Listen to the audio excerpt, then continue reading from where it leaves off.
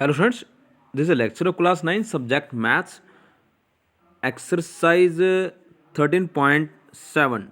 Today we will solve our next exercise of chapter 13 that is 13.7. देखिए अब हमारे पास इसमें 13.7 में देखिए हमने स्टडी करना है एक volume of right circular cone को। ध्यान रखना है राइट सर्कुलर कोन मतलब कि एक कोन शेप। ये देखिए फिगर आपके पास 13.28 की जो राइट शेप है हमारे पास वो एक कोन को शो कर रही है। यानी कि एक जैसे एक आपने जोकर की टोपी देखी होगी, जो जोकर की कैप है हमारे पास वो एक सर्कुलर कोन को शो करती है। एक सॉफ्टी जिसको आप समर टाइम पर यानी कि ईट करते हो वो भी एक कोन की शेप की है हमारे पास यहाँ। क्लियर है। अब देखिए हमारे पास हमने इसका वॉल्यूम निकालना होगा राइट सर्कुलर कोन का, जो हमारे पास इक्वल होगा 1/3 पाई आर स्क्वायर एच के। यानी कि ये देखिए जो पाई आर स्क्वायर एच हमारे पास वो हमारे सिलेंडर का भी वॉल्यूम होता है पाई आर स्क्वायर एच।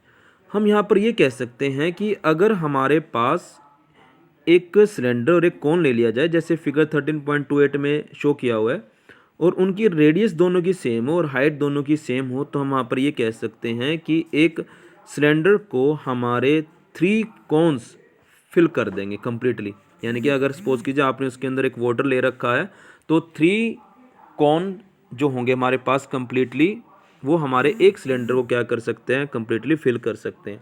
तो हम ये कह सकते हैं कि जो हमारा कोन का वॉल्यूम होगा वो हमारे सिलेंडर के वॉल्यूम का 1/3 होगा। क्लियर है।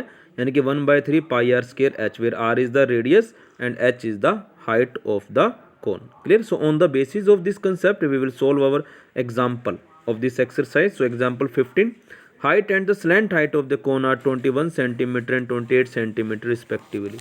यानी कि हमें एक कोन जिसकी हाइट और स्लैंट हाइट 21 और 28 दे रखी है, हमें इस कोन का वॉल्यूम फाइंड आउट करना है।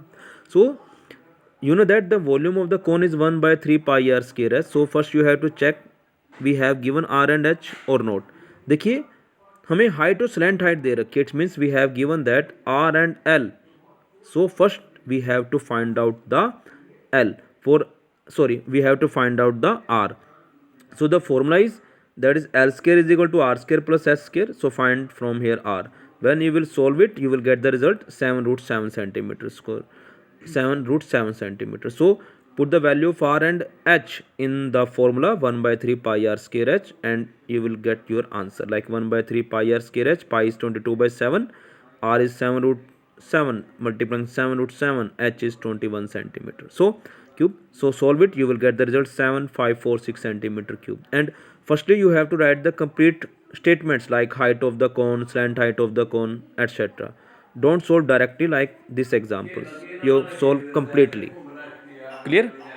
Now example 16, that is Monica has a piece of canvas whose area is 551 metre square. यानी कि मोनिका के पास एक कन्वेस है का एक टुकड़ा है हमारे पास जिसका एरिया 551 मीटर स्क्वायर है। वो उसको यूज़ करती है कॉनिकल टेंट बनाने में जिसकी रेडियस 7 मीटर है।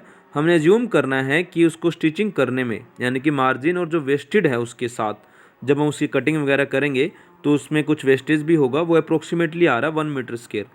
सो हमें फाइंड करना वॉल्यूम ऑफ टेंट का वॉल्यूम हमें फाइंड आउट करना है जिससे वो बनाया जाएगा। अब देखिए यहाँ पे एरिया कन्वेस का 551 मीटर स्क्वायर दे रखा है और एरिया ऑफ जो कन्वेस लॉस हुआ है वेस्टेज में वो सिर्फ 151 मीटर स्क्वायर हुआ है। इट मीन्स जो एरिया हमारे पास कन्वेस का अवेलेबल होगा टेंट को बनाने के लिए वो 550 मीटर स्क्वायर हुआ क्योंकि 1 मीटर तो वेस्टेज में है।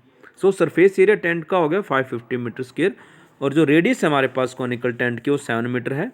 Now we have to find out the curved surface area for this. So curved surface area is pi rl which is equal to 550. So put the value of 22/7 यानी कि pi value r is 7, find the value of l, solve it you will get the result l is 25 meter.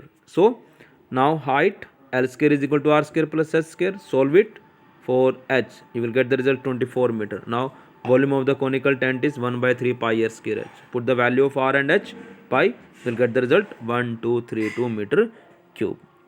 Clear है। So conical tent का जो volume आएगा वो 1232 metre cube हो जाएगा।